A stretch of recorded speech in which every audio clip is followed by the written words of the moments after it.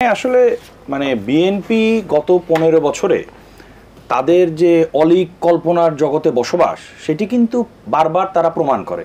যেমন বিএনপির জনসমর্থন আছে, বিএনপির জনসভায় লোক আসে, বিএনপি সব কিছুতে তারা পারদর্শী, তারা চ্যাম্পিয়ন, শুধু আন্দোলনেই তারা ফেল। তাদের যদি এতই জনসমর্থন থাকে, তাদের যদি এতই জনগণের সাথে সম্পৃক্ততা থাকে, তাহলে ঘুরে ফিরে তারা ফেল, নির্বাচনেও ফেল, আন্দোলনেও ফেল। ঠিক আছে, সুতরাং তারাই অলীক কল্পনার জগতে আছে এবং সেভাবেই তারা এগিয়ে যাচ্ছে। এটি অবশ্য তাদের রাজনৈতিক সিদ্ধান্তের ব্যাপারে, এখানে আমার কিছু বলার নাই, শুধু আমি এই প্রসঙ্গে এই কথাটি বললাম। আজকে জনাব তারেক রহমানকে কিন্তু আওয়ামী লীগ বাইরে পাঠায়নি। জনাব তারেক রহমান মুচলেখা দিয়ে 111-এর সরকারের সময় বাইরে চলে গেছেন। আজকে বর্তমান সরকারের সময় উনি যে অপরাধ করেছিলেন তার বিচার কোর্ট করেছে। জনাব তারেক রহমানকে তো অবশ্যই আওয়ামী লীগ বাইরে পাঠায়নি, বরং বারবার আওয়ামী লীগের পক্ষ থেকে আহ্বান জানানো হয়েছে যে উনি দেশে এসে আইনি প্রক্রিয়া অনুসরণ করে উনি রাজনীতি করবেন। এটা তো ওনার চয়েস, এটা তো আওয়ামী লীগের চয়েস নয়।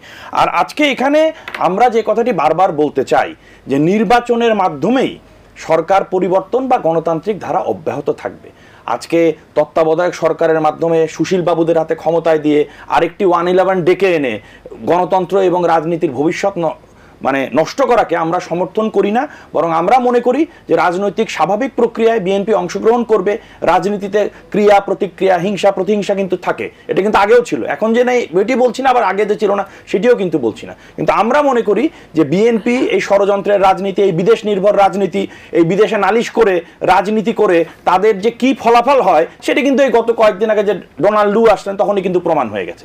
সুতরাং আমরা মনে করি এবং আমরা বিশ্বাস করি এবং আমরা এখনো আশা রাখি যে বিএনপি সুস্থ ধারা রাজনীতিতে আসবে এবং দেশের উন্নয়ন গণতান্ত্রিক ধারাকে শক্তিশালী করার জন্য তারা তাদের ভূমিকা রাখবে। আমি একটা প্রশ্ন করতে চাই, আপনি তারেক জিয়ার সম্পর্কে প্রশ্ন তুললেন, তিনি কি তাদের পক্ষ থেকে যেটা বলা হয় তার দেশে ফেরাটা নিরাপদ নয়, আপনি কি তার দেশে ফেরাটা নিরাপদ মনে করেন? না, কেন নিরাপদ হবে না?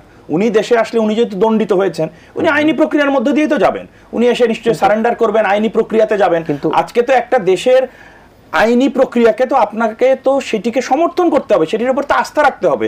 আজকে বিএনপি হাইকোর্টকেও পোষা মনে করে, মিডিয়াকেও পোষা মনে করে, সবকিছুকেই তারা পোষা মনে করে, আওয়ামী লীগের পোষা মনে করে। এভাবে পোষা মনে করতে করতে তারা কিন্তু রাজনীতির বৃত্তের বাইরেই চলে গেছে।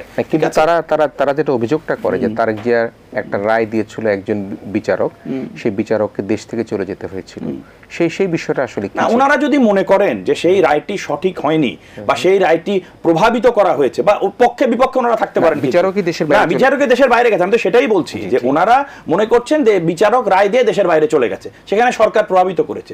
যে কোনো মামলার ক্ষেত্রে ওনারা যদি লোয়ার কোর্টের প্রতি আস্থা না থাকে বা আস্থা থাকেও, সেটি যেটাই হোক, উনি তো হাইকোর্টে অ্যাপিলেট করে সবসময় যেতে পারছেন। এবং সেখানে তো আজকে বিএনপির যারা নেতা কর্মী আছেন তারা কি বিভিন্ন মামলা ফেস করছেন না?